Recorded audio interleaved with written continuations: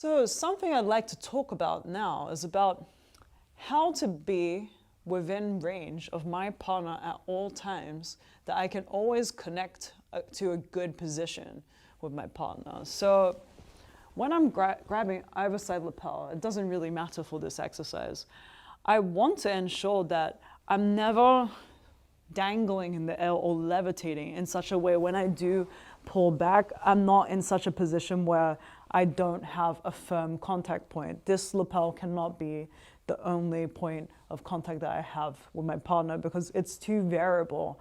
You need to have a really good open guard game in general. A prerequisite knowledge of having good open guard positions is what I think is a necessity for any lapel guard player. You cannot just use lapel guard as a standalone position, because if you do get endangered, you don't have anything to fall back on. So my recommendation is always to look at this as a support system.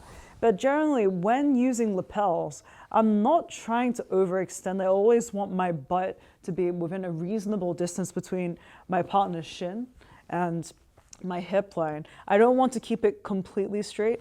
So if I can ideally be this far from my partner, I'm always with a slightly bent leg here. It makes it much easier for me to start rotating around my partner's structure, whether I'm starting in the De La Riva, the lapel Riva, like we covered a little bit later in this instructional. It's very easy for me to transition up to the squid, take it out, find my way into the inside space. But again, I'm always within range. I'm always by a hip line. If I do get into a situation where I'm a little bit further from my partner, then I'm usually looking, again, to step into this pocket of his gi. But I'm always trying to keep a contact point on both the left and right side of his center line to facilitate me if he grabs the pant sleeve here. It's always sort of emulating another open guard position, and I can switch my hands. And again, I'm looking for left side contact point, right side contact point.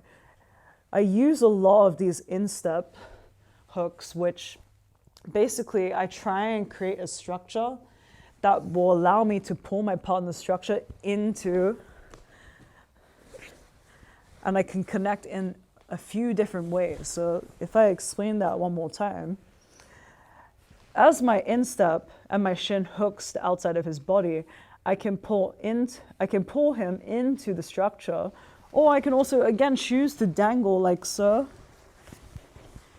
And we're always continuing this idea of being within range. This is not so much just limited to the lapel guard, but more general open guard theory. If I want to keep connected to my partner, I can never be too far away from them. I cannot have fully extended legs because that is not a functional situation. But you'll see a lot of the time when we are trying to link lapel guards together, if we start from the lapel lasso, for example, if you step the leg back, there's always a certain distance that I have to be from my partner in order to continually link positions, whether they are standard open guard positions or the various lapel guard positions that we will cover in the rest of this instructional and the following, part 2.